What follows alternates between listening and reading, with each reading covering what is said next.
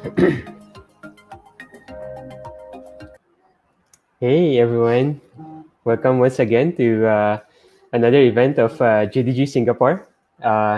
This is Julius, organizer of GDG Singapore, and we kind of look forward to, have a bunch of really awesome speakers here today, and we hope that you enjoy this show that we have prepared for you today.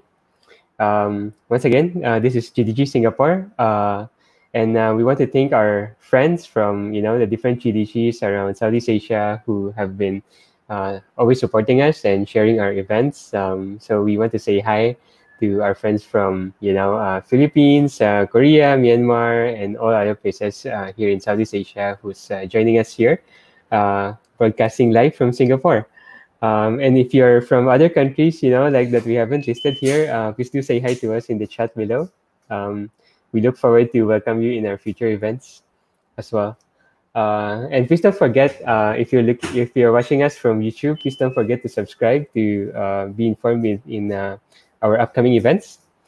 We are also looking for volunteers. We're still looking for designers who are interested to create artworks for us in our upcoming events, marketing materials, and so forth. Also, we are looking for Firebase and Flutter project manager who might be interested to come work with us in an upcoming event, specifically DevFest 2020, which is going to happen in the fourth quarter of this year. So if you all are interested, please do reach out to us through the email link below, or you can chat with us in the YouTube live chat, and then we'll try to reach out to you.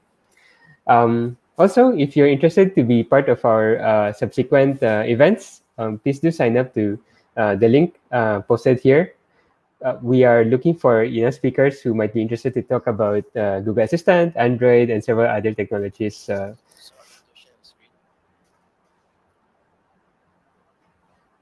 Share my screen. So sorry, I was interrupted from the backstage. Anyway, as spoken once again, we are looking for speakers who might be interested to join us. So please, if you're interested, do submit your CFP in the link below. Also, we'd be super happy if you can join us in our Facebook channel, Meetup, and YouTube. Please feel free to follow us to get the latest updates about all the events that we will be hosting in the future. And you might remember that we did Android Night 3 months ago. One of the first events that we held during the circuit breaker in Singapore. We had a lot of really awesome speakers back in April 16. We have Toru, Sumiat, and Hassan who talk about several interesting topics about Android. And we heard some really good feedback, and we thought that it might be good to run another Android event, and hence we have the second installment of Android Night. We hope that you enjoy our event today. We have 3 speakers. Oh, we have Toru who's returning as a speaker for tonight. But first, we have Saurabh, GDE for Android, who will be talking to us about scaling your workflows to static analysis tools. By way of introduction, Saurabh is a GDE and a senior engineer on the Android team at Wiki, where he has been very much involved in working on the mobile and TV apps, and who has been there for 3 years and has seen Wiki grow into one of those products that has won several awards, such as Android Excellence, and has been nominated to Google Play Awards and so forth. So for his topic, he'll be talking about how these tools, how you can set them up and help you in your development process. And we'll also explore how we can extend Android Lint to add custom lint checks when there are specific things in your organization that you want to look into. So Saurabh, take it away.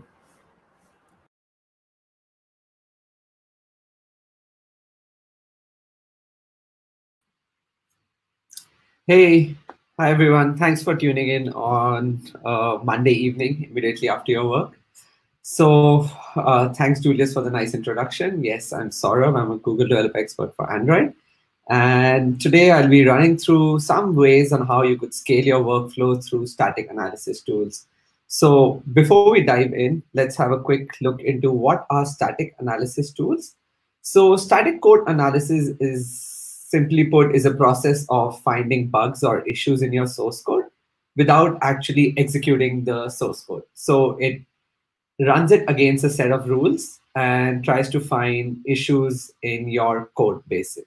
Okay, so most static code analysis tools out there would actually either work directly at the source code level, or they would actually look at your bytecode after the source has been compiled. So if you're just some of them, which you might already be familiar with, most of the ones that we are familiar with actually just run on the source code directly. And what advantages are we looking at if you end up using these kind of tools in your app? First of all, this will help you have a consistent code base with proper code styling in place. And that's really powerful, as we'll see somewhere down in this presentation. Also, it helps in automating certain parts of your code reviews. Like, in fact, I was reading, there was a study which showed that there's about 16% of the comments that people actually leave on PRs. That's just the same as the ones raised up by static analysis tools. So if you could, include this in your daily workflow, you tend to save a lot of time and make sure that the PR, that once it comes over to you, or once you open them, they're already meeting certain quality standards. And this will add as a check on top of your unit tests and other type of tests that you already have integrated in your code base. And since these tools are actually run on the source code at the bytecode level, so these are not runtime checks, they're actually pretty fast to run. And they're so fast that you could just run it on the developer's local machine and you'll have a super fast turnaround time. So yes, we all should go ahead and integrate them. And since we are running it right at compile time, well, I wouldn't say compile time, but we are running it pre-runtime and you're running it directly on the developer's machine, these coding errors are less costly because you're fixing them before they actually even reach production. And why not catch all errors before you actually ship them out to the users, right? So what are the things to be aware of when you're using static analysis tools? Like, I was careful here not to use disadvantages, because these things are not really disadvantages of using a static code analysis tools. These are just some things that us developers should be aware of them. And things I would like to list down here are, they are strictly not a replacement for your tests. They're just a complementary add-on.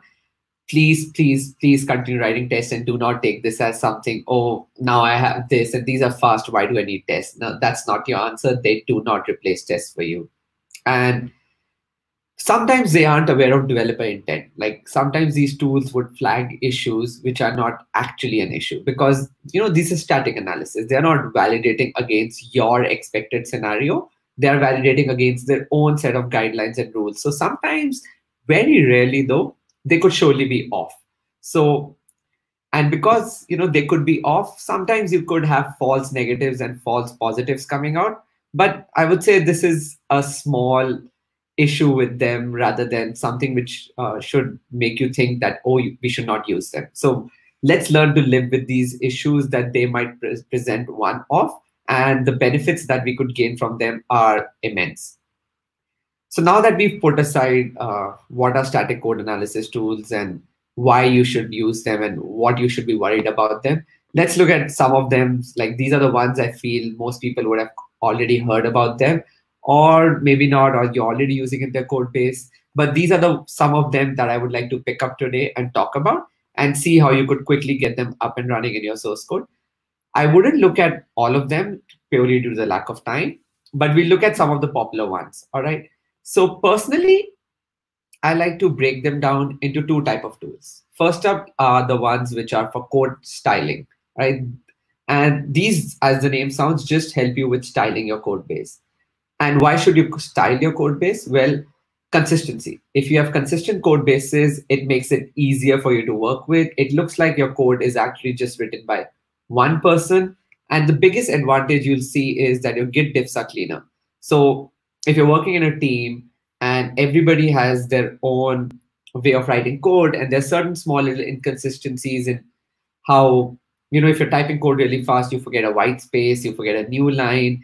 And what could happen is, as the same file is opened by different people on their machine, they could have different formatting settings. And what would happen is when the code gets pushed to GitHub, your Git diff would actually have these small little changes which are not really part of the actual code change that's being done. These are just formatting changes which just creeped in because there was no consistent styling across all the developers who are working on your team. So these tools can actually take up that responsibility from your side and point out when there are inconsistencies in these styles and make sure developers actually adhere to these standards and fix them on their side before it gets to the Git diff. All right. First up, let's look at this tool for Java developers. It's called CheckStyle, and it actually just checks Java code. And as the name sounds, it's check style. So it's just checking the style of the code base. It doesn't actually find any serious bugs or find any issues with your code. It just helps you make sure that your code is well formatted and follows good standards. And the main purpose of this tool is, as we've just mentioned, that it's about adhering to a coding standard. And it allows you to specify a configuration file. So out of the box, they come with an Oracle style and a Google style. And to be honest, like personal opinions here, I felt both of them were not really sufficient for what us as Android developers are using in our daily code base. There are certain practices, this Google style is following the AOSP guidelines, and AOSP is still, using Hungarian notation, and that's something most developers don't like. Like even personally, I'm not a fan of using Hungarian notation in your code base. And this code style, like if you just took Google checks out of the box, you will get all those things in place. And since AOSP is also focused and you should have a lot of documentation and proper documentation styles, let's be honest, most of us don't really have excellent documentation in our code base. So just using this native configuration file out of the just out of CheckStyle will cause issues in integration. You'll see a lot of warnings being flagged up, a lot of errors being thrown. So my advice would be, look at this Google check style, download that, and configure and customize it to your own needs. Since CheckStyle just needs an XML rule list, you can take this rule list, modify it, give it a different name, and just input this as a configuration to CheckStyle to get you up and running. There is also a Gradle plugin available for CheckStyle out of the box. So you can just put it into your Gradle file and it will run on your CI. But personally, I don't prefer that kind of an approach. The reason being, as I mentioned, static code analysis tools are really fast. Their advantage lies around in the fact that they have a extremely fast turnaround time. So personally, I would prefer using this as a pre-commit hook on your app and not as a Gradle plugin. And by using it as a pre-commit hook, you can make sure that the code that's being checked in is already properly formatted rather than being a reactive approach where you first push to GitHub, then you have the CI run, and then the CI leaves a comment saying, hey, the code is not correct. So you then go back and format the file. And during that time, the developer might have moved on onto a separate task and he would be looking into a separate PR already. So to avoid context switching, it's best run locally on the developer's machine directly. So this is a small snippet that we use internally at Wiki about how to get CheckStyle up and running. The CheckStyle jar that I've mentioned here can actually just be fetched from CheckStyle's downloads page. You could push this off into your Git repository to make sure it's actually always available for every developer. And I've actually have a scripts CheckStyle Android style.xml. This is something we forked off from Google's CheckStyle XML, configuration XML, and modified it internally as per our own requirements. So feel free to do that as well. Lastly, I would like to point out that this command at the top where it executes a command and allocates it to a files variable, that's just making sure that we are only taking out files that are edited. So it's not going to format all files in your source code or look into all files of your source code every time you're about to make a commit. It will only look at the files that are being edited and are part of the current commit. So this snippet just does that. And we've added a small part about excluding tests. So if your tests are not formatted, that's not something currently as a team we are picky about. But yeah, if you think you need that in your apps, yeah, go ahead, change that and remove the test part. Okay, that was about check style. So similarly, there's another bike sharing tool for Kotlin, which is called Katy Lint. It considers that check styles more powerful counterpart. The reason I say it's more powerful is because unlike check style, which is only just telling you what are the issues with your current source file, Katy Lint has an inbuilt formatter. So what it would do is it would automatically try to correct certain kind of issues it is aware of that people could have. So it has its own opinionated set of guidelines and issues. It would look into them and format them out of the box for you. So it just acts as both as a checker as well as a formatter for you. And it will fix common issues such as line length, white spacing, these things which actually sound very minor, but will make your experience really pleasant, especially when you're reviewing pull requests. Similarly, just like check style, I also again prefer to run this as a pre-commit hook rather than a Gradle plugin, which personally I tend to see a lot of documentation and posts talk about. My personal favorite is again the pre-commit hook. It's fast, it has a quick turnaround time, it makes sure everything is formatted before it gets onto your PR. And slight difference here from the check style one, like the files part is exactly the same. We've just replaced Java with .kt files. But in terms of after executing Katy Lint, there's a small change for us. Instead of just finishing off the task, what we would want to do is we would want to check if Katy Lint outputted any file as being formatted. Since Katy Lint is actually formatting the files for you, and this is a pre-commit hook, you need to actually add those changes back to your Git commit. So before the commit executes, you need to make sure that any edits that was done by Katy Lint are put back onto the Git staging area and actually committed. Else, what would happen is the changes that were actually formatted don't really get committed. So you don't want the developer to have that extra step of going back and amending the commit, which they did just because a local Katy Lint command ran as a pre-commit hook. All right, now next on to the second type of static code analysis, like the second advantage of static code analysis. First up, we looked at code styling, and now let's look at code correctness. So for code correctness, I chose to pick up a tool which I think nearly every Android developer or anybody who's used Android Studio or even in the olden days Eclipse is probably familiar with. It's Android Lint.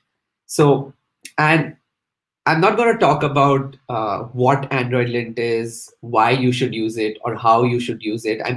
I'm just assuming here that most people are familiar with what Android Lint is, and they, in one way or the other, have it integrated into their project, even if they're not running Lint as a tool on their CI to make sure that the code being checked in has less or no Lint warnings or errors being flagged.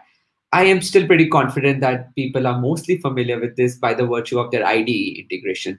So we'll not look into how and why to use this. Rather, I would like to showcase how we can supercharge it by actually adding custom lint checks. So we'll build new lint checks to actually add on to the checks that are already offered by the Android team for you. And this capability of actually using the Lint API and adding new lint checks, it really means that you could actually add checks which are very specific to your own workflows per se, right? And here I'll go through one example to demonstrate what I mean by being very specific to your workflows and how this can be a nice add-on to what the Android team is already offering to us out of the box.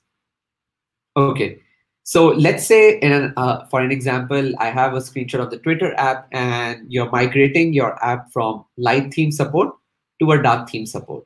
All right. And one of the prerequisites for this would be that you actually need to make sure, like your step one would be to make sure all your layout files or your drawables and your color, all your drawable files actually do not have any hard-coded color resources. So essentially no file should have hash followed by an hex code of the color. Instead, it should be pointing to a theme attribute or to a color resource, right? And So this is very specific to our scenario, and the Android team doesn't offer you any lint checks or any ways to help you with this. And we would want to build something that points out to the developers, hey, you're making a mistake. Let's say you have a junior on the team or you have a new intern who's coming in, and you want to make sure that these are automated checks rather than something you have to nitpick and pull requests and find. All right. So let's see how we could do that. So first up, we need to create a new Java library module, which will house this new lint checks that we are adding. And next up, we'll include the Lint API inside the new library module. And just a quick tip here for the Lint API, what I figured, and I don't see it documented, but I also heard one Googler talk about this, is to get to know the latest API version for Lint is actually just your current AGP version, that is the Android Gradle plugin, plus 23. So I think this example I wrote in Android Studio 3.4 for some reason, I don't know why. But so that's why it is 26.4.1. But if you're using, let's say, Android Studio 4, then it's 23 plus 4. Your Lint version should be 27.0.0. That's the latest Lint version, Lint API version. All right, so just add 23, probably for some legacy reasons or something. I really don't know. Yeah, don't know why. Okay, so next up, we need to define a Lint issue that we want to capture. So anytime Lint flags up a warning, it's an issue it highlights, right? So a Lint issue is simply a combination of some ID and a human readable description and explanation for that ID. It also contains other metadata information such as what type of category this is. Let's say it's a correctness category, and what type of severity do you want Lint to flag? Like for this example, we are saying treat it as a warning. You could also treat it as an error, and your build would fail in case this issue is found in your source code. Next up, you define the implementation. Now, this is actually the most important part of your issue or your Lint check. Essentially, this defines the detector and a scope. The scope is essentially just saying, where do you want this Lint check to be scoped into? So here I'm saying the scope is resource files. So I'm saying I want you to run my Lint check on resource files only. Basically, resource file would be your layout file, your strings.xml, your colors.xml, etc. Right? And there are a lot of other scopes available as well. Suppose you want to run a Lint check on the manifest, so you can do scope.manifest, or you also have scopes for Java and Kotlin files as well, even for Gradle files. And next, we define, along with the scope, we also define a detector. So in this example, we have a direct color use detector. Let's see what that is.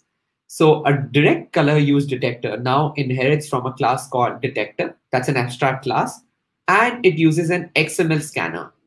Now, a scanner is a specialized interface which actually does the heavy lifting of parsing these files for you. So an XML scanner would parse the XML files for you, and so you don't need to manually try to parse XML files for yourself. They also have other stuff like a Gradle scanner, which knows how to parse Gradle files.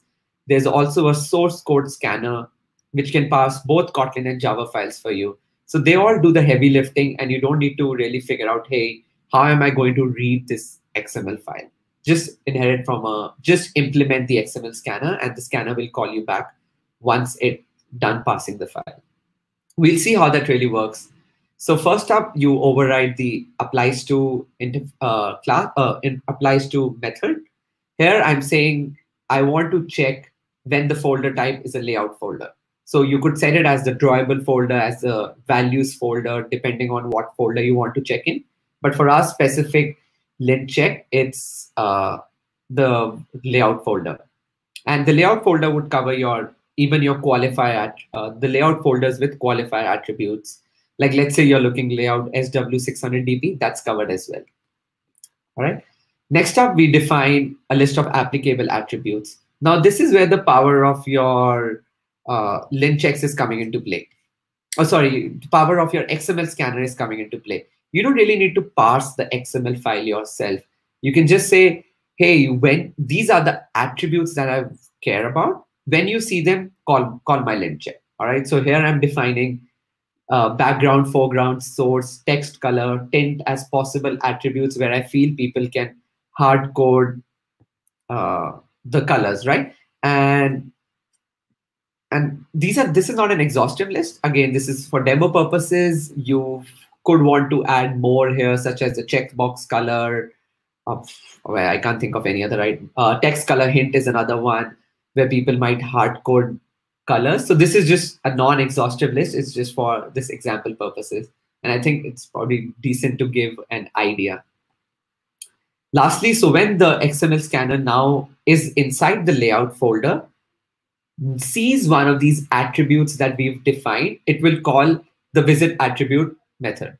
Now inside visit attribute, we will check if the value of this attribute. So let's say you have Android background. So now you set background, Android : background, right? Now you've already specified, I want to look at background. So it will check what is the value defined inside this Android background attribute. So I'm checking that does the value begin with a hash? Because if the value begins with a hash, I can say with certainty that the user has keyed, that the developer has actually keyed in a color, hex color, rather than use a theme attribute or an XML color resource. So for me, this is a issue that I want to flag. And when we found this issue, we just do a context.report and we pass it our issue ID and we pass it the explanation for our lint issue. And you can also pass it the exact location where this issue is.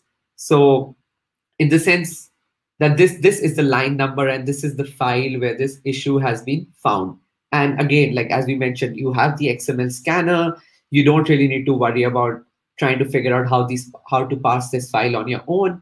You can simply use context.getLocation as an example for the XML scanner, which will just offload all the parsing of the information about the line number and the exact file name from you, right? Okay, so now that we are done with creating your custom issue, you need to tell Lint that this is the issue I want you to run. Like let's say you created 10 of these lint checks for your use cases. Then you need to tell Lint, there needs to be a way to tell Lint that, hey, these are the checks you're supposed to run. This is where an issue registry comes into play. An issue registry actually is nothing but a list of issues that you define that you want this lint module that you've defined to work with. And Android will automatically discover this, this issue registry because your lint checks are actually put into the class path. Android knows which class path will these issues be in. Oh, sorry, will this issue registry be in? So it can quickly look up your issue registry and from that call this list method to actually see what issues are being defined. So simply your lint issue registry is actually a very small class, which is just detailing the list of lint issues. And optionally, you could specify the current API version of Lint that you use to build these checks. Current API version helps in that, like let's say somebody's using a later version of the AGP plugin and they're now on a newer version of lint checks and your current one is actually no longer supported on that, then the system can decide to not to run your lint checks because the system knows that this is based on an older API and might or might not compile with the newer version of Lint. So now your lint check is ready to use and you can completely include it in your app. And to add it in your app, just add a lint checks project.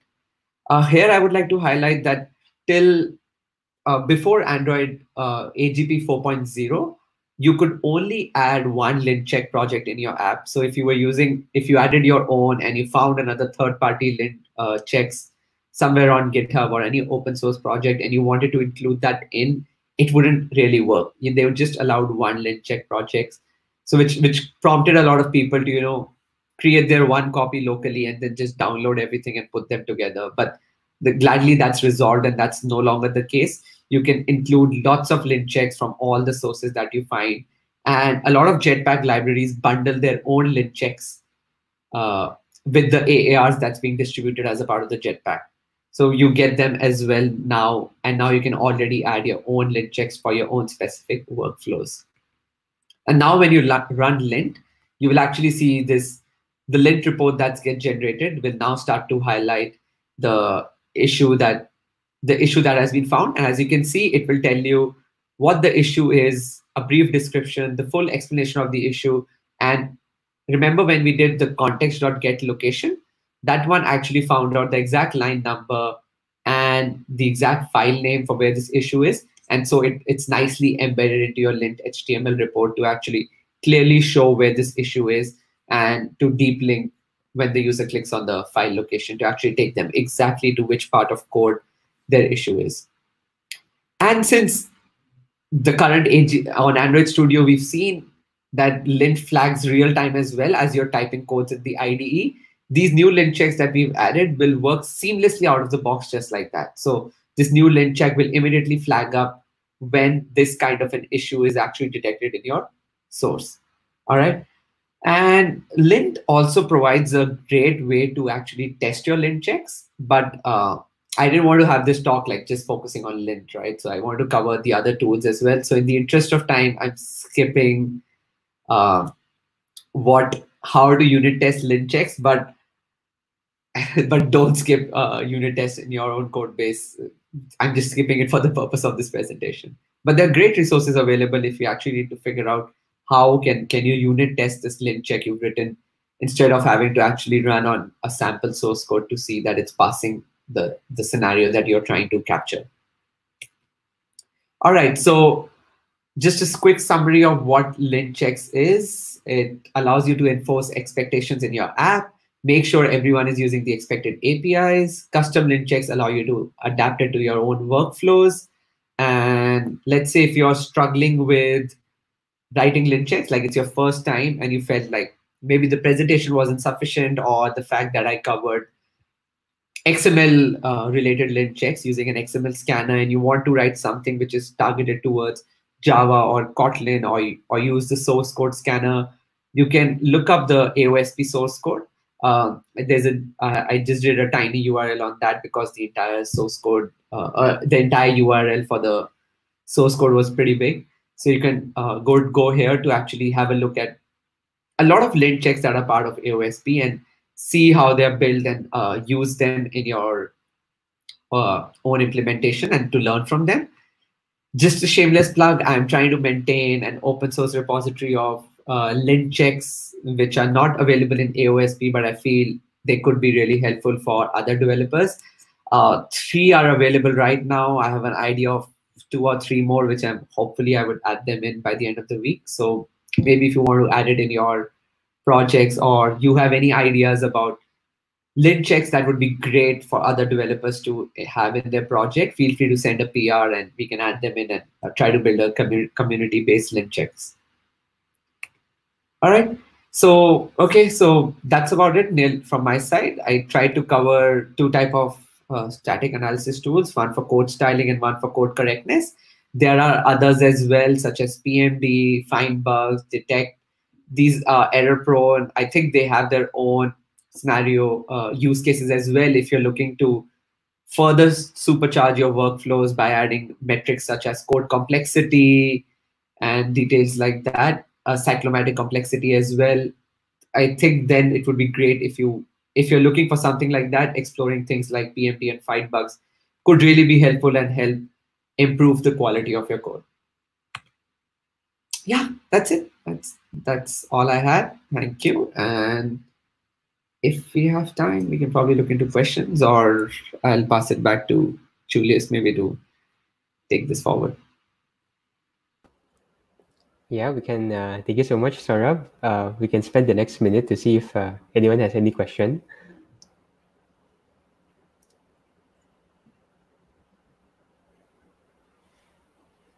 Meanwhile, if you're not typing any question, for the sake of curiosity, can you share with us also in the comments below what's the first Android version you've worked on? Can I say? Yeah, of course. Yeah, let's see who's the dinosaur here. And probably Julius, you. Oh, we'll see.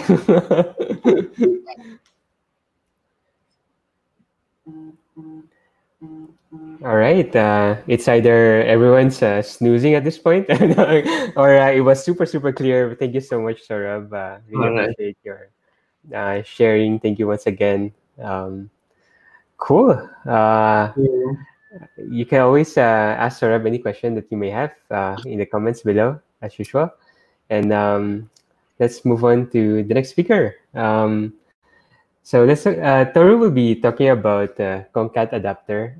As some of you might know, Android has evolved so much since the first version of Android, where everyone talks about list view back then, and then recycler view came about, and we are introduced to a lot of very useful adapters.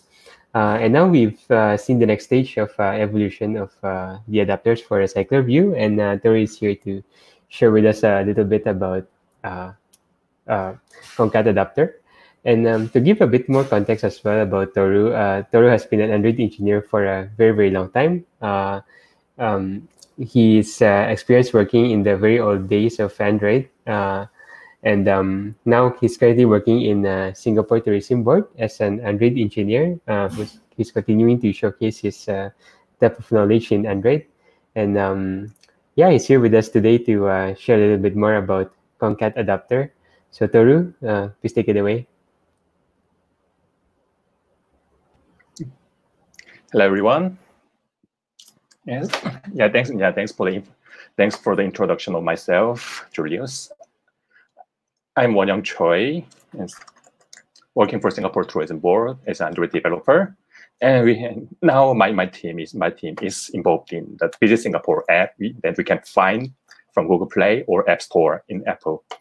And with the rise of Android 11 series and new things, new features, and so I thought about sharing some new things about the recycler view or some UI things, etc.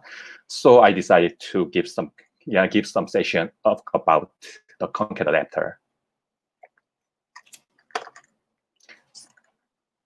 Now, first, I will talk about briefly about the recycler view. I think everyone knows what recycler view is. That is one of the most frequently used view widget, and even that is the recycler view is always with us around us in the apps, for example, we can see the app list from Google Play in the list type, right? And even in e-commerce, we can see all the e-commerce items in a list of type, right? And so it enables us to show huge amount of data in the type of list, and also provide us how can display in horizontal way or vertical way. And since with the rise of recycler view, I can't remember when, but it was 6 years ago, in Lollipop or before that. There was a change. There's some movement about moving from list view to recycler view, right?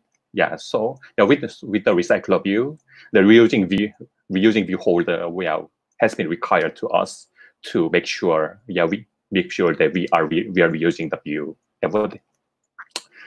But in list view, there was not compulsory. So they used to be very problematic in terms of performance, right? So this is one of the example to how to make the adapter, right? We can just create the view holder by extending the recycler view, that view holder class, and also we can extend the recycler view adapter, and also put the view holder we created to the adapter class in generic, right?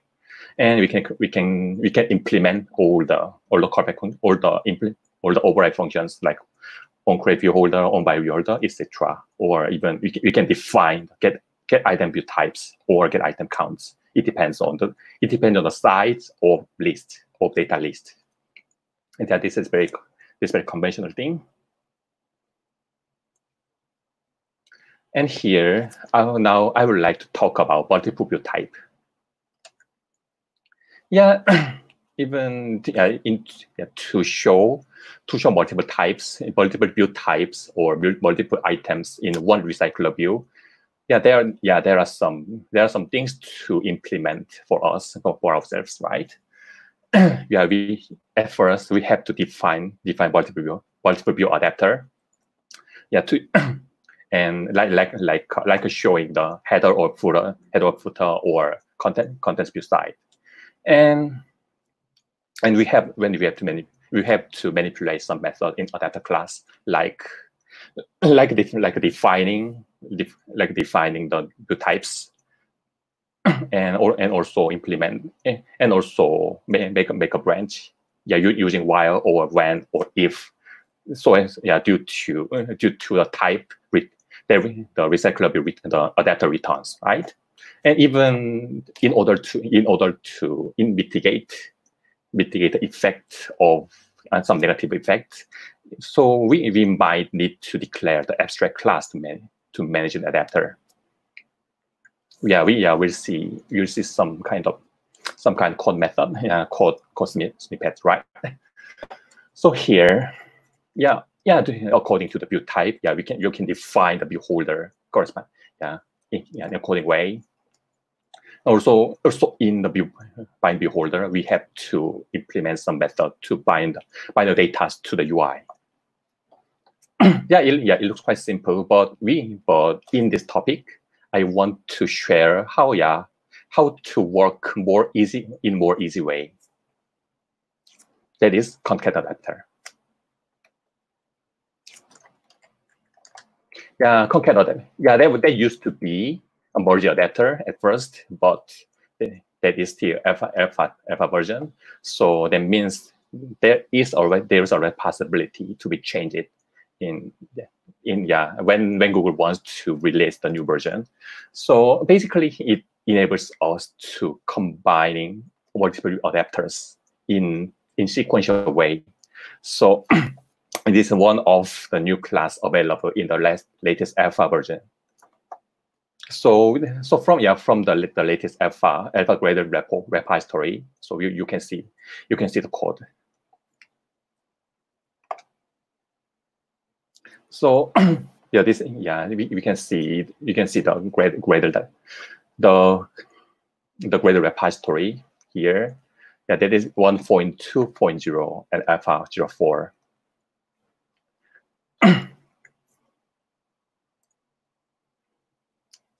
If let's say there is three adapters, main adapter, head adapter, main adapter, footer adapter. so we can define all the adapters in our own way, and we can put all the adapters into the ConcatAdapter constructor as a parameters, and we can set the recycler view to have the adapter as a ConcatAdapter. This is a very easy way. So once we do like in this way, the recycler view automatically renders the adapters respectively. So we can see that at the first row you can see the head adapter, and also main adapter below the head adapter. At the bottom, we can see the footer adapter.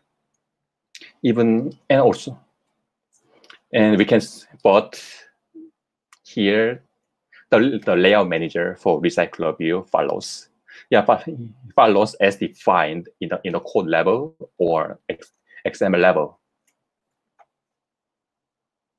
I will show some examples later. And that is not the end. Some ConcatAdapter also provides us some possibilities to add some configurations. And then ConcatAdapter has two options. We can see. We'll see at the next slide. Yeah, it has two types: isolated view type and stable ID mode. Okay, let's go on to the next slide, showing some code snippets. Here, it looks a little bit different from the previous one, but in terms of the creating configuration is okay. Here we can see the two types, and at first we can set isolated view types true or false. That means if this is the image I get from Google. That is one of examples of the Concat Adapter. Yeah, here we can see that the header and footer has same layout. So if multiple adapters we use same view type, then we can see, then in order to reduce the performance problem, so we can set the isolate parameter as false. As a true. Sorry that. Then the Concat Adapter automatically renders the view in their own way. So maybe next time I can look into how it works about the mechanism. Otherwise, if we want to make sure that the adapters has the separate view, which is independent to each other, we can just set the isolate parameters first. Not on Concat Adapter also take the parameter as take the adapters as a parameter, but it also take the configuration as a parameter.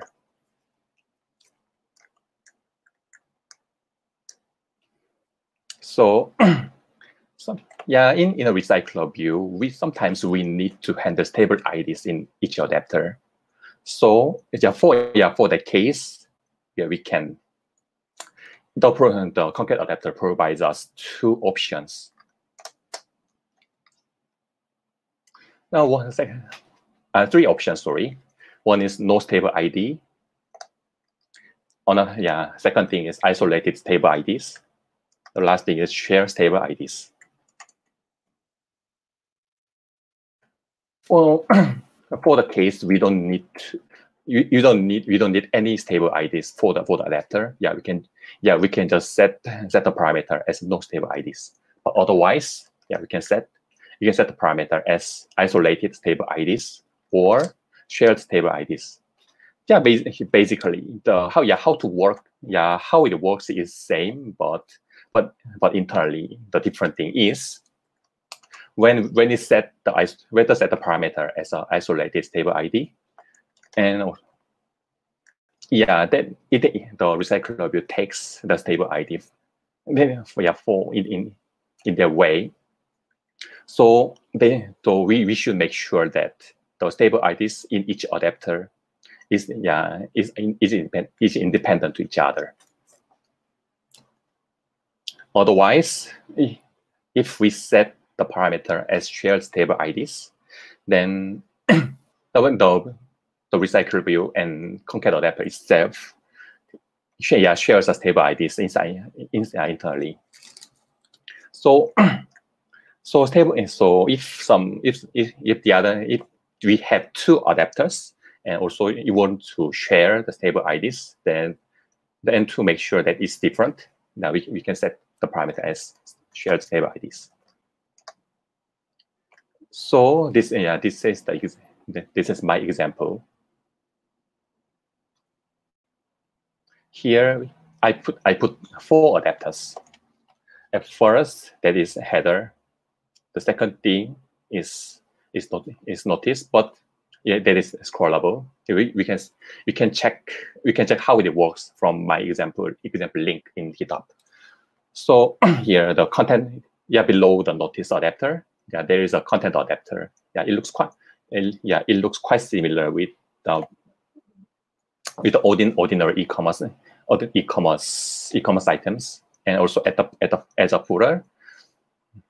Yeah, when we load the data, when we reach it at the bottom, it automatically shows and automatically shows, and also after the data is loaded, it automatically disappeared. So here there's some trick, but I didn't put any any details in my slide, but I can explain how it works. Yeah, basically this is this layout manager is grid layout manager, but here we have 4 adapters, right? So we have to handle the span count for for each adapters. So first adapter, I set the span count as a 2, because it occupies two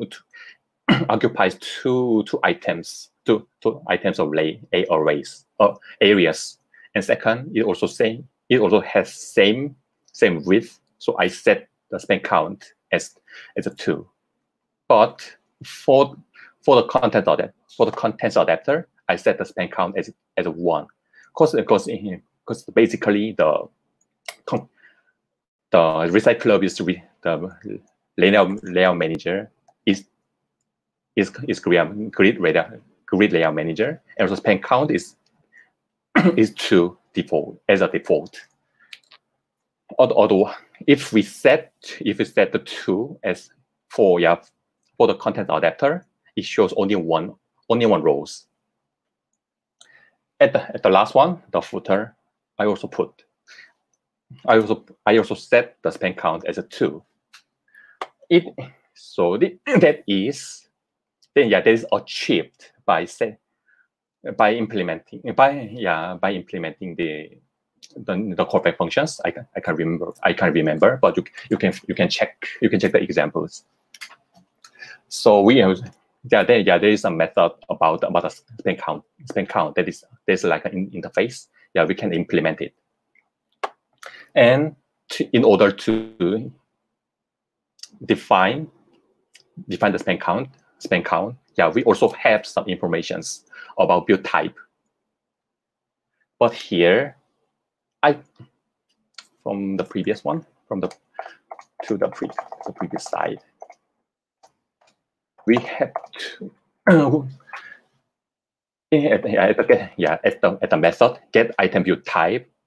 We have to implement it.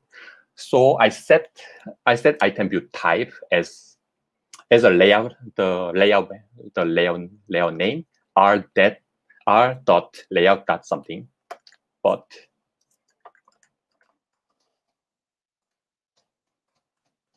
here, when I check the ID of the build type, but it only returns 0, 1, 2, 3, respectively. I thought it would return some constants I set, but I wonder why it returns 0, 1, 2, 0, 1, 2, 3. It might be a bug, but I need. So I will raise the bug report to the Google if possible. But I can tell that the most required way to make sure that the build item ID is just explicitly showing the layout name defined in r.java file.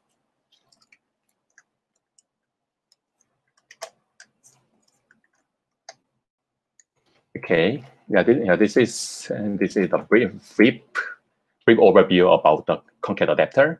Here, there are some limitations because this stays at alpha stage. So as Google has changed their name from Merge Adapter to ConcatAdapter, there are some possibilities of unexpected changes in API side. yeah, like a camera X now, yeah, which is at the beta stage, but running through, but getting through the alpha stage, yeah, there has been a lot of changes in API side. So we need to see how it goes well, how it going, or what will be changed, or by Google side. But I think ConcatAdapter is one of good alternatives to for the recyclable adapter, like a list adapter. Basically the ConcatAdapter can be merged with any adapter type, like ordinary adapter. Then we can expand. Then it can extend the recyclable adapter or list adapter, or etc.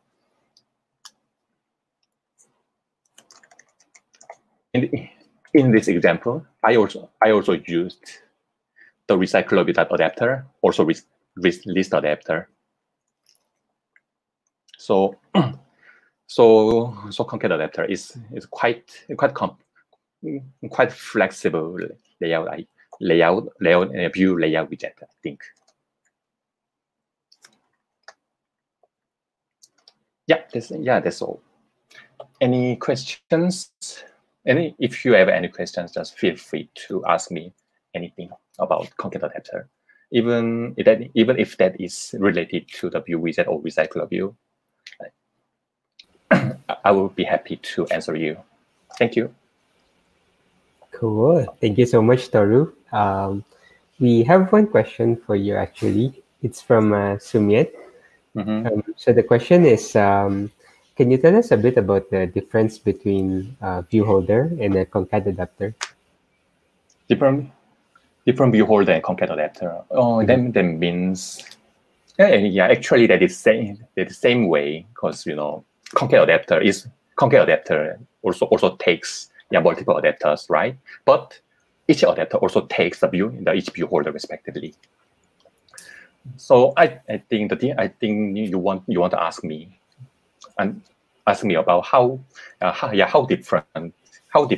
different it comes in terms of implementing the view holder, right? Okay, but with the conventional way,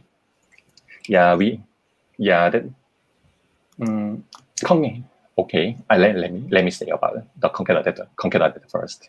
With using ConcatAdapter, we can make sure that there is less decoupling between business logics or some view holder logics and recyclable logic. So because the adapters that goes into the ConcatAdapter is independent to each other. So if let's say if we have 3 adapters, header, main, or header or notice, contents, and footer notice. For the case, we can update independently. If for example, also one design for the one screen, we have 3 API calls, but whenever the response arrives on the screen, we have to update all the recycler view. But although the recycler view provides us some notifying, not only notify dataset changes or notify item range changes or some etc. notify something method, but by using ConcatAdapter, we can make it easily. We can make that view being updated easily. So by using ConcatAdapter, we can achieve some separation of concerns. Cool, thank you. So it would be better in terms of managing the code or some solid principle, I think, in my opinion. Cool, thank you so much, Toru. And would you suggest people who have been using view holder today migrate to ConcatAdapter once it's out? Oh, still, but for the production level, I don't recommend. Not Because for it's now. still, Not for now. yeah, not for now, but in the future, maybe after a year, I think it can be better for the multiple adapt for the recycler using multiple adapter. Cool, thank you. And then we have another question right here. So this question is from Kurt. The question is, in your example, is it possible to put the notice between the item adapter? So the example would be like display the items 0, 1, 2, and 3, and then display the notice, and then continue with 4, and so on. Yes, possible.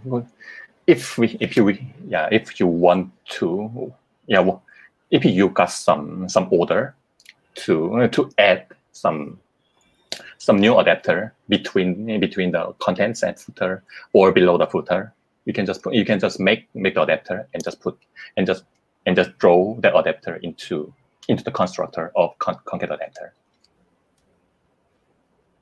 Cool. Thank you so much for sharing. Are there any other questions? So meanwhile, well, there might be some people who might be typing their questions because normally for a live stream like this, it gets a bit delayed. Also interested with Kotlin Multiplatform. Can you tell us if you've tried it before? Please reach out to us in the comments below as well. Have you tried Kotlin Multiplatform? Actually, Toru, have you tried Kotlin Multiplatform? No, haven't tried. I want to, but I had no chance to apply that Kotlin Multiplatform to our project. I see. Well, I haven't tried it as well, but it's so good that we have someone who's going to talk to us about Kotlin Multiplatform, and let's see how much we can learn from it. Taru, thank you once again. Thanks for having me. Yeah, thank you. Cool. All right. So let's go to our next speaker. Our next speaker is Kurt from the Philippines. He has been traveling around the different islands in the Philippines to talk about his love for Android and Kotlin. He has been quite an avid Android fan since 2016, working on Android and iOS and a bit of Firebase as well. So today, he will be talking to us about Kotlin Multiplatform. I'm pretty sure it's one of those very exciting topics that us Android engineers have been very, very interested in. So Kurt, without further ado, please take it away. Hey everyone, thanks Julius for the introduction. So yes, as like you said, Kotlin Multiplatform is really one of the popular things, and once I saw it, it's really got my attention. As an Android engineer, be able to use like Kotlin code in iOS and what such. So yeah, so like Julius said, I'm a developer in the Philippines, and a year ago I saw this thing called Kotlin Multiplatform, and since then I've tried it out and use it in different apps. So as of right now, I've deployed one production app using Kotlin Multiplatform in the US, and I'm still continuing it to use it in my current apps, and so far it's pretty good. So yeah, without further ado, let's try and talk about Kotlin Multiplatform. So Kotlin Multiplatform, sharing Kotlin code across platforms. So before we dive into this, I just want to say that this is kind of an advanced topic. Not really advanced, but there are a lot of concepts that you need to kind of know. So I'll be talking about things like coroutines, some other things like clean architecture, or maybe they're embedded in the topic. So might be helpful if you know those, and might be useful if you know how to create apps. But I try to make this as simple as I can and make it understandable to everyone, again, as much as I can. So yeah, so why am I talking about this? Why do we have Kotlin Multiplatform? So when we create our apps, of course, we have to write some code, right? So we want to create an Android app, we do it with some code. So let's say we've done this app, we've created it, we've deployed it. Now we want to expand, maybe get into iOS, maybe get into web, maybe have a desktop version of it. Now we have to duplicate that code onto different platforms, create the same app with the different, or rather with the same logic, but with different code, just because it's on a different platform. So just with this diagram, you see that there's lots of duplicate things, but you have to do it because you're developing on different platforms. So normally when we create apps, we have this sort of architecture. So we try to separate our view logic with the presentation layer, our business logic with the domain, and how we get data from the server, from a cache, and the data layer. So the use of this in separating our apps is we are able to find common things or common logic on how we built our app. So for example, we can see that the presentation logic is the same. We can see that the domain logic is the same. And we can see that the data logic is the same. It's just that we coded it in different languages because that's what the platform is using.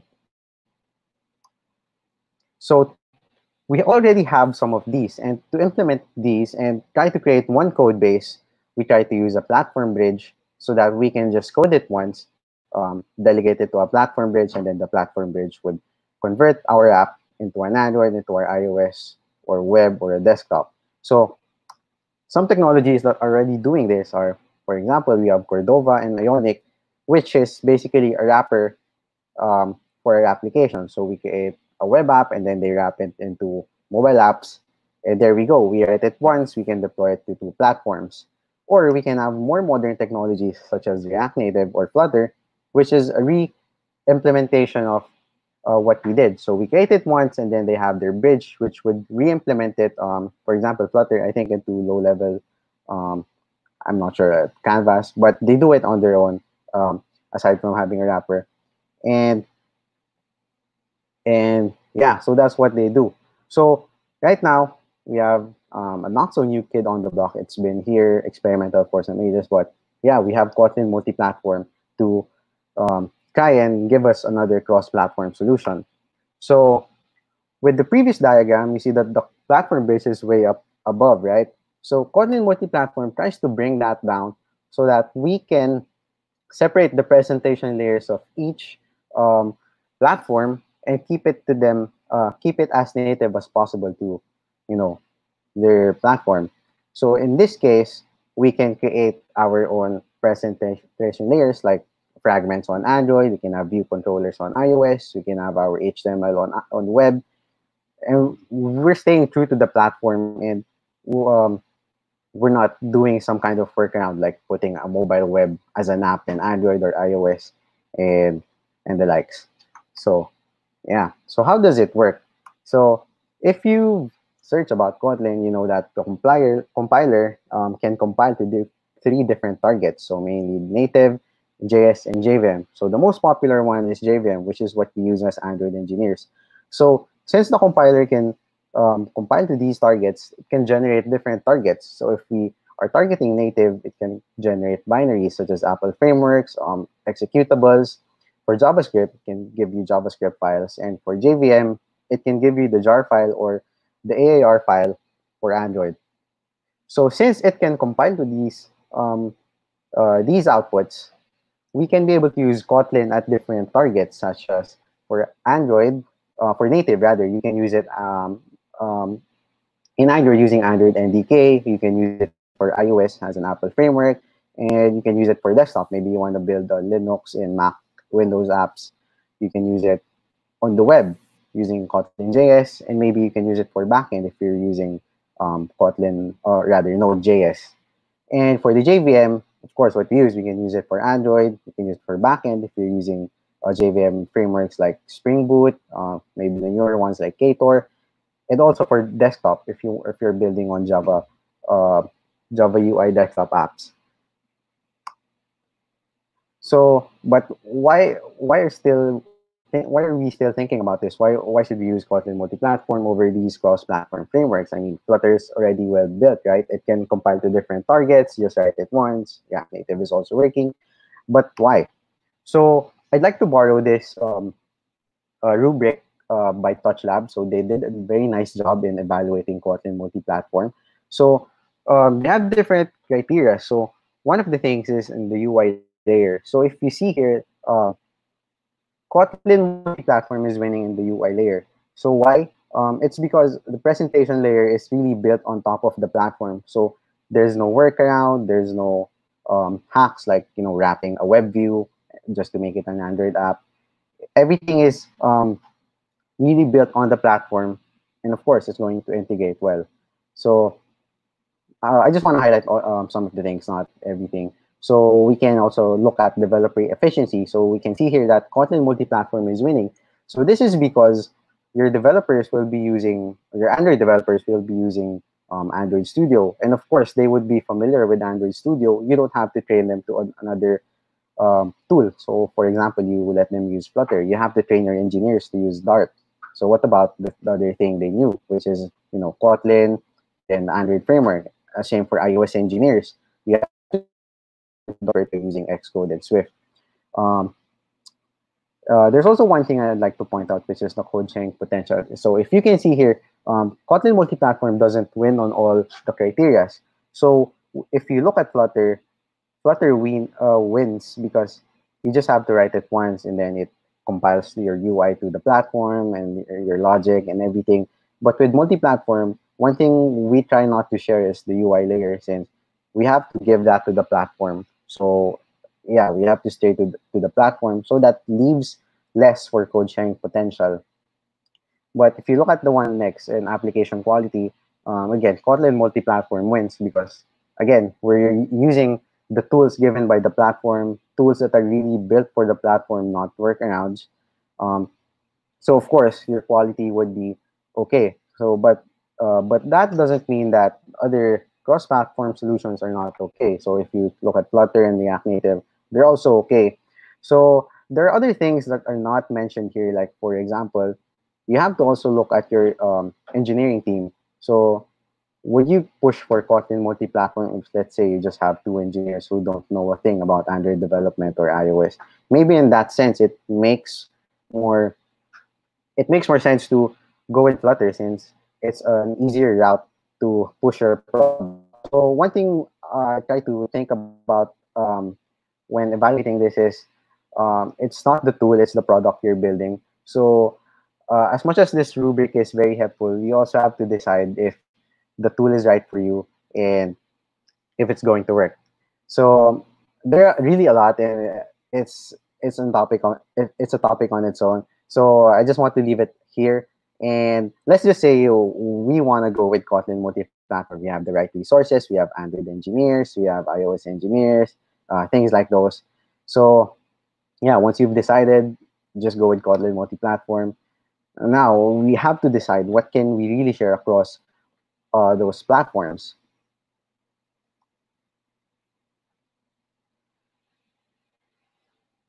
So going back to the diagram earlier, so if we have architected our code and we can see the different parts, now it's easier to find candidates for sharing.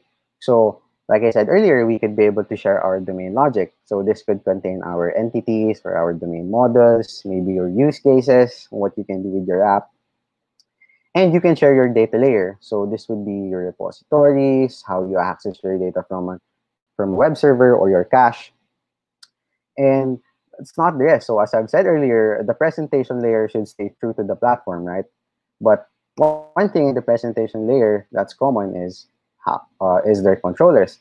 So we are going to be able to share their view models, the presenter, the controller, whatever your view model, your model view, whatever architecture is using to, control the display.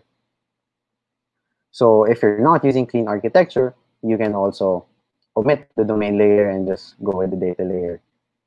So it depends on your architecture, but the thing is, you need to be able to share our logic with Kotlin multi-platform. So kind of enough of the cons, or rather, let's try to go with implementation right now. So how do we specify our platform targets? So in your Gradle configuration, you just have to use the multi-platform plugin, and then here we can now be able to specify our targets. So here I just have a multi-platform project, and I'm just saying, hey, I want to target Android. I also want to target JVM for backend. So here you can see I have two JVM targets. So you're not limited to just one of it. You can have multiple targets of the JVM for different, what do you call this? different platforms. So like here, I have one for JVM for the backend, then one for the desktop, and I want to target iOS. And here, if you've seen, I have some more setup here. I have this binaries block which just says I'm producing a framework. So if you remember earlier, I said that Kotlin native can generate binaries like for Apple, you can have your Apple framework. For others, you can have your executables. So here, I'm just saying that this would be generating a framework, and that framework's name is common. So once you've done this, you would be able to have these source sets in your code or in your project where you would be able to specify different codes per platform. So the important thing here is your common main. So later on, we'll try to dive into that and try to explain it more. So yeah, so once you've specified your targets, you can define different dependencies on each target. So in here, you can see the source sets, common main. I can put dependencies in the common source set, or I can specify dependencies for iOS or just for Android.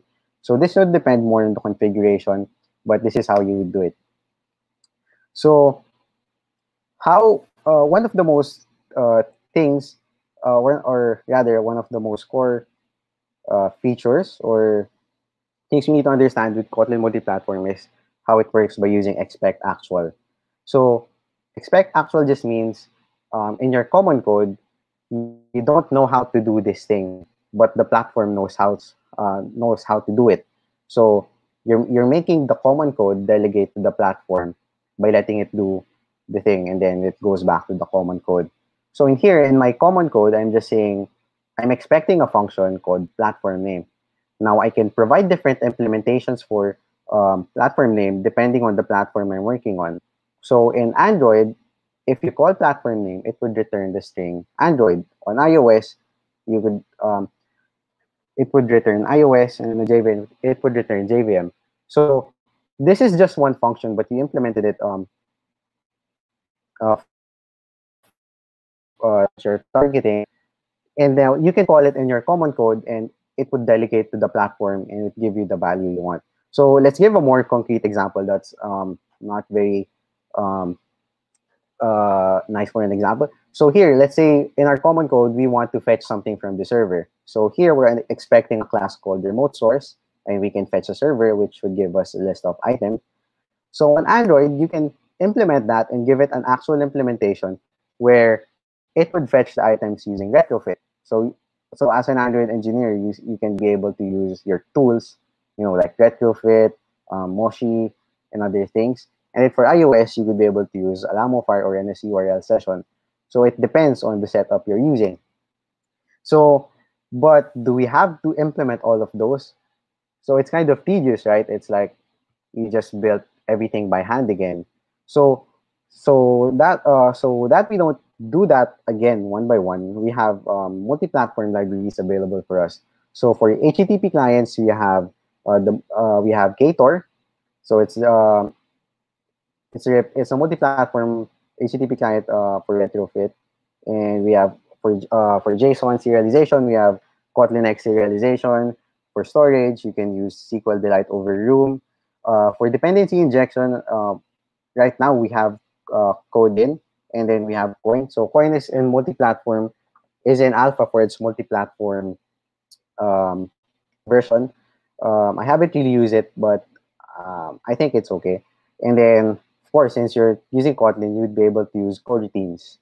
So there are other libraries as well. So if you're using RxJava, there's a library called Reactive. And yeah, if you want to go with that, you can go with that. So there are libraries available. You don't have to implement everything. So one thing you have to know is Kotlin Multiplat or Kotlin Native uses this Gradle metadata feature. So you have to enable it in your settings.gradle. So let's try to look at those libraries briefly. So if you're using Ktor, so to create to create a request, you just have to create your engine. You have your client, or rather your HTTP client, and then you'd be able to post or get to your web server using functions. So client.post, client.get, or you can use the call and request functions for more configurations. So yeah, So if you're using Kotlin serialization, you can just put at serializable annotation on your data class, and then you can use that along with the JSON object. You can stringify it, so converting that data class into a JSON. Then you can parse your JSON, and now it becomes an object. So now you've done that. You've called your HTTP server. You've parsed the JSON. Now you want to save it, and then so here comes SQL Delight. So um, this is one cool thing that I like about SQL Delight is you won't be able to forget your SQL. So I think Room tries to abstract more of this, and sometimes you want to do something, but you can't because you have to go through Room. So in here, you're going through your SQL commands, and I think it's nice. But of course, Room makes it easier. So in here, I just have this SQL script. And here I just created an object, and in here I defined two functions. So you can see that I have get all my objects, and I'm just selecting everything from my object, and then insert my object, which has a typo, and I'm just inserting that into the table. So once you have this script, SQL Delight or SQL Delight actually generates the code for you. So it would generate this Kotlin function for you, which would be available to use in your Kotlin code. So in your repository, you can just create an instance of your database, and then you can just call that. And yeah, so that's how you use SQL Delight. So yeah, so those are just some examples of the libraries. Later, we're going to try and to have a deep dive on an example that I wrote. So I just want to share this as well. So Kotlin Multiplatform with your team. So this is just some of my experiences in working with the team with Kotlin Multiplatform. So one thing you have to think about early on is you have to decide on your architecture. So your architecture would kind of define how you would be able to code share.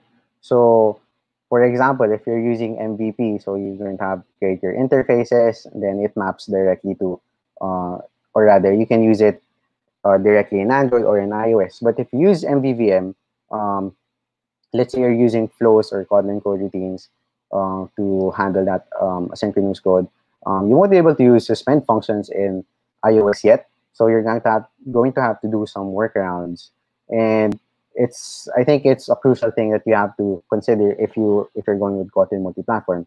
The next thing is your team structure. So you're going to have to be talking with Android and iOS developers. So it might be that the Android team wants this sort of code, and then the iOS team wants this sort of code.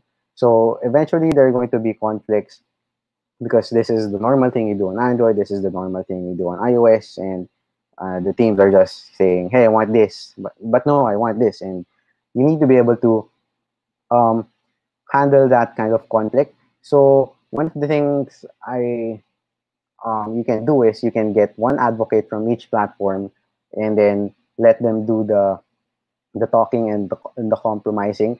So it's a compromise between the two platforms, but the benefit is that you'll be able to code share, and there's just one code to manage. Bugs would be lessened, and yeah, so it's kind of more you have to be prepared in the team and like how you manage the team with using Kotlin multi-platform.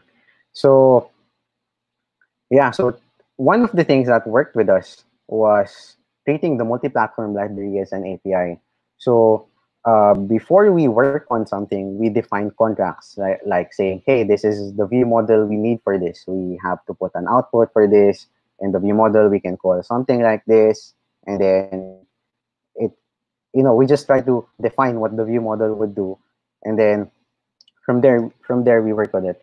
So with that kind of setup, treating it like an API, it kind of reduced the conflicts like greatly on the team. So if you're going to work with multi-platform, you have to be, or rather, this is something you're going to be looking forward with your team. So anyway, yeah, it's kind of a lot, and I think it's hard to understand. So let's just try to look at how I implemented multi-platform app. So it's just one code base, and it works on Android and iOS.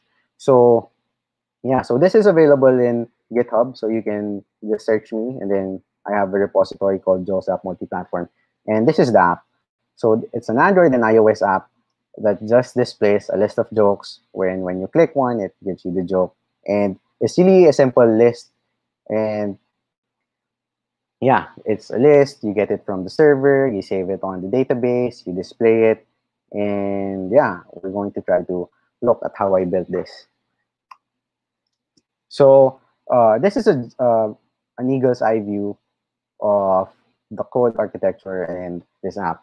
So we're going to try to build this up one by one and see how they all connect together to build the whole jokes app.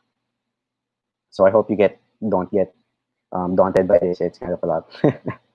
So there we go. So to start, we have to set up our project, right? So in here, I'm just saying that I'm creating an Android library, and then I'm using a multi-platform project. So once I set that up, I can configure my targets. So there's this big chunk of code again here that's kind of cryptic. But if you want to understand this, basically, if you develop on iOS, it supports, you have to select the right CPU architecture. So if you're using a simulator, you have to use the iOS x64 target. But if you're developing on a device, use the ARM64 target. So this is just a simple if else that lets me know that I'm on a device or on a simulator. And basically, I just have it as my target. So here I have my iOS target, just some configuration, and I have my Android target. So this project is just targeting iOS and Android. So that's the gist of this code. So now I have my source sets. I have common main, iOS main, and Android main. So there we go. I have my common code, and then if I need platform code, I put it in Android and iOS. So on every app, I try to start with my domain layer. So I want to figure out what this app is doing first. So here's my domain layer. So in this app, I would be able to get my jokes. And this is how I get my jokes. So I get the jokes by delegating to the repository, which would get the jokes from either database or the server. And that's just it. That's what my app does.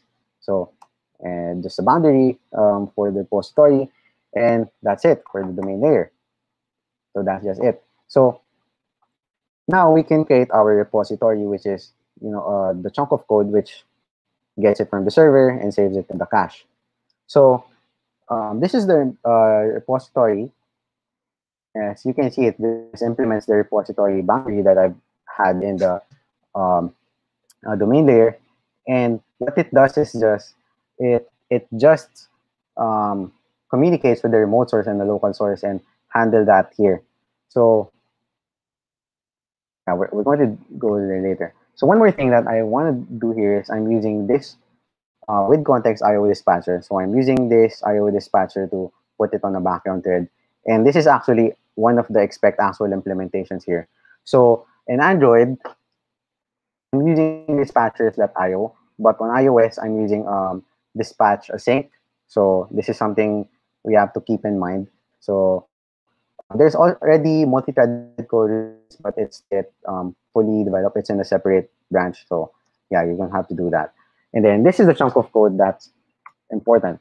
So if you can see here, I just say jokes equals joke remote source dot get jokes. So I'm getting the jokes from a server. And then after I get that, I'm just going to save that in the local source. And then after all of those, I just get the jokes and return that.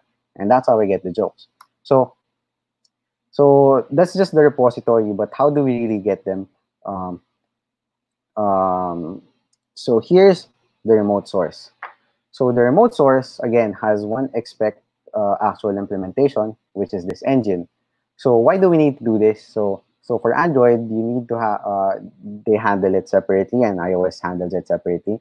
So Cater is providing us helpers so that we can create this engine. So in here, you can see that Android uses Android.create, iOS uses iOS.create, and basically that's that, and you'll be able to use our engine. So now this would be, we're back to our common code, and basically we just use the engine that we created previously here, and then we can just get the jokes from the server. So I have my client.get, and then I provide the web service, the URL, and now it's getting the jokes from the server. So we'll go to that later. And that's just my remote source. So I just have to do that. I create the engine, and then I provide the URL. And now it's creating a GET request. So the next thing I have to do is create my local source, which would now save those items locally.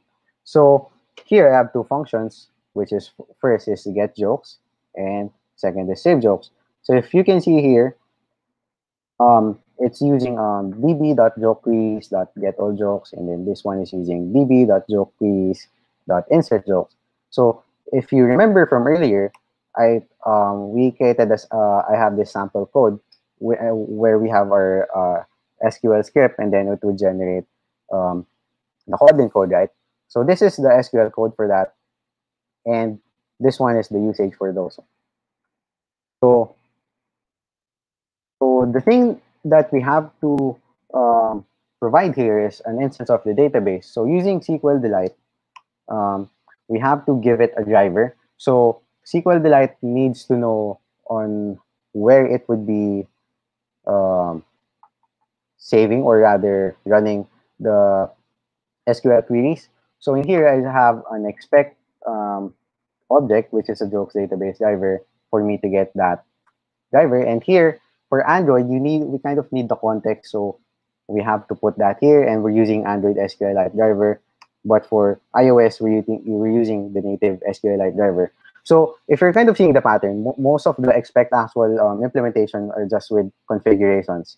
So, but our core code is still intact and still um, in in the common code. So yeah, so that's that for the local source. So we just have to create that local source thing. We have to set up our database, and this is one of the last parts that we have to do. So dependency injection is not yet really not kind of available. So we have to write things on our own. So right now I'm just using a plain service locator, which holds all these objects, and then I could be able to use them later. So I have this local source, in which I just used the expected function here. I created my remote source. I created the repository using those, and I created my instance of the use case here. So yeah. So now what we've done is, kind of the backend for the mobile app. So we have domain layer and the data layer ready. So what we need to do now is try to present those. So here I'm creating a jokes view model, which would try to get the jokes and then present it to the fragment and the view controller. And here it's delegating to this view model, which is on Android architecture and components. And on iOS, it's using a vanilla view model. So how am I doing that? So again, using expect actual implementations. So I have an expect a class here, which is a base view model. So I have a client scope and I have an uncleared function. So because of that, in my Android file, or Android implementation rather, you can see here that I'm extending the Android architecture components view model class, and then I'm using this view model scope for coroutines. So this is an extension in the architecture components library, and I'm able to use that even though I'm using Kotlin Multiplatform. But when I'm using iOS, you can see that I'm kind of tying things up together manually. So yeah, I created this supervisor job, I created this coroutine scope on my own, and I'm handling the cancellation manually. So it's not much, but as compared to Android, it's easier. So what this would do is it would enable me to use this base view model on my common code, and then I don't have to worry about the platform delegation here. So if you can see, I'm in my jokes view model, I'm using base view model, and I'm using the client scope. So if I compile this on Android, this would be using the Android architecture components view model, and on iOS, it won't be, and then same with the client scope. So yeah. So first thing here in the view model, we have to define what are the outputs of this view model. So this view model would be displaying the list of jokes, which is this one. So this is an object which is a mutable state flow. So for Android developers, you can think of this as live data. So this is a mutable live data, and then this is live data. So yeah. So I'm exposing a jokes wherein I could subscribe to this and get the list of jokes, and I'm exposing this joke states state, which would give me the state if I'm loading the joke, if it's successfully loaded, or if it has an error, and we can display that correctly. And then here on my init block, meaning if I create a jokes view model, it would start to launch this code routine and try to load the jokes. So you can see here, it's trying to get the jokes, which is just the use case. So you can see in the constructor here, yeah, it's just using get jokes. And another thing that I did is so as I've said earlier, there's no dependency injection library yet that I think is promising. So I'm trying to tie things up together. So I just created this create function, which would give me an instance of the joke view model, and it uses the service locator that I've shown earlier. So so yeah, I have the view model. What's next is I have to use it in my fragment. So to use it in Android, it's as simple as adding it like a dependency. So here, I just added implementation, and I put the project, which is common. So it's a project in my code base. And here, you can see that I used the jokes view model from my multi-platform code. So here you can see it, and I'm using a factory, and I just used the create function there. And here, I'm just observing those two outputs that I've stated earlier. So here's my state. I'm observing it. So every time I get a state, I change the visibility of the object. So maybe I show the recycler view, maybe I show the loader, or maybe I show an empty state. And if I get the jokes, I just submit the list to the adapter so that it will populate the recycler view, and I would be able to see it. And that's just it. So that's it. That's all I had to read about the UI layer for Android. So I've built Android. So later we're gonna see it again. And then the last thing I have to do is to implement it in iOS. So for iOS, there are much more to set up. So as I've said earlier, it's not yet possible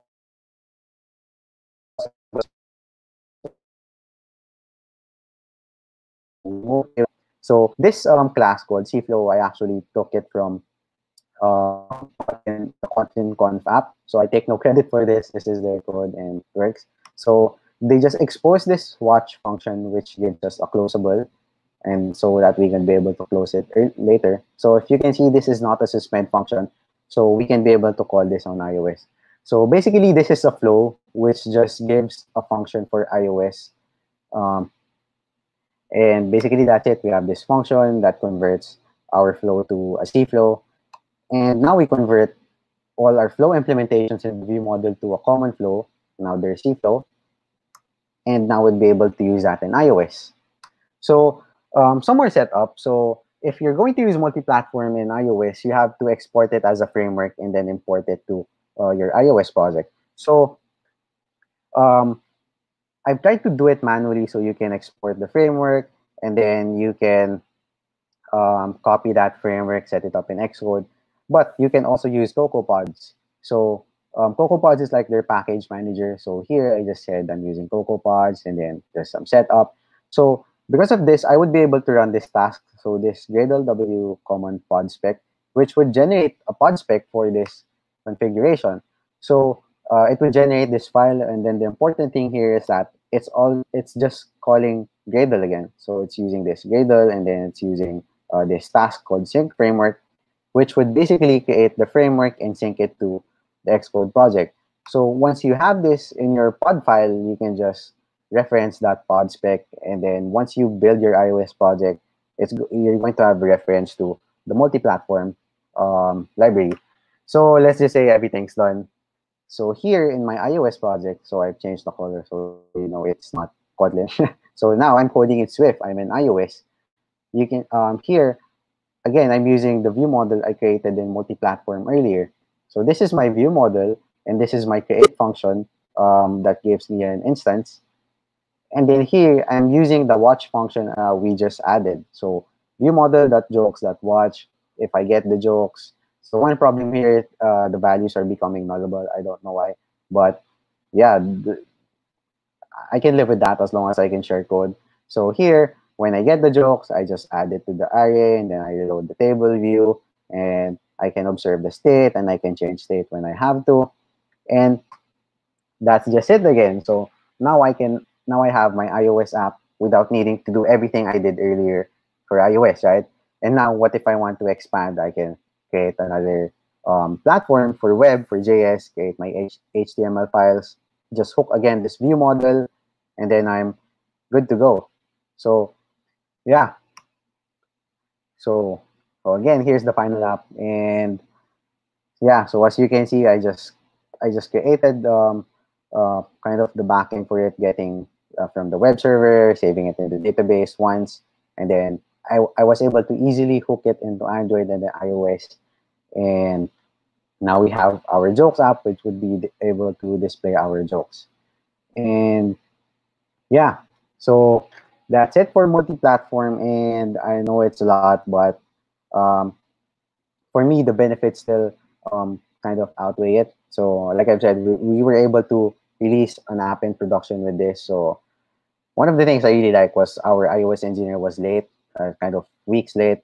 And then while I was doing everything with Kotlin Multiplatform, he was just focused on UI. And eventually, he was able to catch up with me. And yeah, it was really nice. It was really a nice experience. And yeah, basically, I love multi-platform right now. I'm everything I do is with it. So yeah, I hope you kind of had a dive with multi-platform, and I guess we're going to go with Q&A right now. So yeah,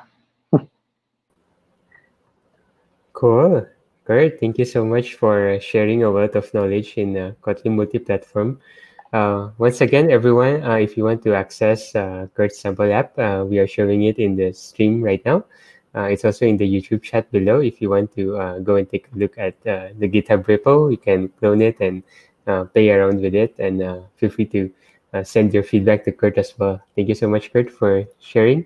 We have a question in the chat, but it's not really about Kotlin multi-platform, but perhaps you can shed a bit of knowledge if you have some thoughts about it. So the question is Flutter stable with Google Firebase? Do you have any thoughts? yeah, yeah. It's really not in multi-platform, but I guess yeah, Flutter is stable with Firebase. I think it's a common combo if you're developing with it. I'm not sure, but yeah, I would say that yes, you can use it. Okay, cool. Thank you so much. And I guess to add to Loin as well, who asked the question, a suggestion might be that you can look at GitHub. There's this repo called Flutterfire, where you'll see a wealth of Flutter Firebase integration and a bunch of support as well for iOS, Android, web. And so feel free to take a look at it. And I think that would help set you off into some direction on how to integrate Firebase with Flutter. Cool. And then we have Exinos, I suppose. I'm not sure if I'm pronouncing the name correctly. So Exinos' question is, does Kotlin Multiplatform have platform-aware widgets and components like Flutter? Yes. Oh, sorry. I meant no. Right now there's Jetpack Compose, right? And if you go to Slack, there are like some talks wherein they're saying Compose is going multi-platform, then you would be able to extend it and create your own widgets. But it's kind of missing the point. So the solution from Kotlin Multi-Platform is for us to be able to share our common logic and use it across platforms while we stay true to the platforms, you know, their philosophy and UI. And in that sense, we shouldn't be thinking about trying to share our UI, but rather share our behavior. So as you've seen earlier, I've implemented the fragment in Android. I've implemented the view controller in iOS completely differently. So right now, I guess the best answer would be Jetpack Compose, but it's kind of in a gray area. And right now, I'm still even not sure if it's going multi-platform.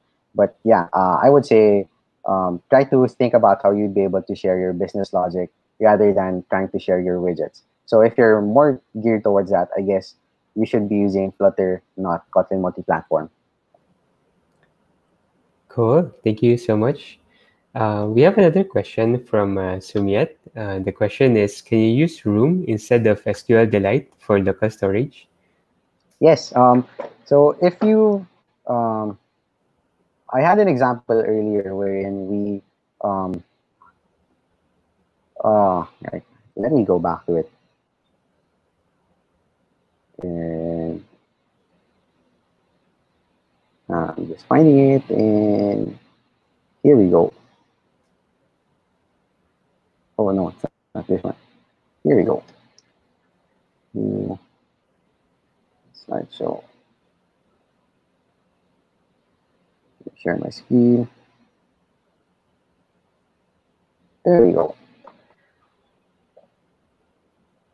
Yeah, so I had this example earlier wherein I have an expect class here called remote source. So if you can see here, I just put comments, but in your actual implementations, you are free to use whatever you want depending on the platform. So like here, for the Android side, you'd be able to use retrofit, right? But for iOS, you're able to use Alamofar. So in this example, you can just switch this out to a local source, and then you can use Room um, for Android, and then you'd be able to use whatever is for iOS. So to answer the question, yes. So you'd be able to do anything, um, actually anything. So right now I'm also doing some expect actuals that are not available. So like for example, so Firebase. So I'm using the Firebase Android library for my Android implementations, and I'm using Firebase iOS library for the iOS side. So yes, you can do them, and it's kind of some more setup, but yeah, you'll be able to do them. Cool. Thank you so much. And then we have another question. Wow, quite popular, a Kotlin Multiplatform talk. So the question is, can you build Kotlin Multiplatform libraries on a Windows machine? Yes. So so earlier you saw that Kotlin can compile to native, right? So native can compile um, to first you can compile it to Apple, and then so which is why we were able to use it to iOS, and then you can use it for desktops. So I, I think I have a slide for it too. I'm not sure if I have it. Oh, here we go. Yeah. So you'll be able to compile it to different targets, right? So native would allow you to compile it to Android using Android NDK, to iOS as an Apple framework, and to desktop. So the desktop would have a lot. So you can compile it to Mac using, again, Apple framework. Then you can compile it to Linux or to Windows using the executables.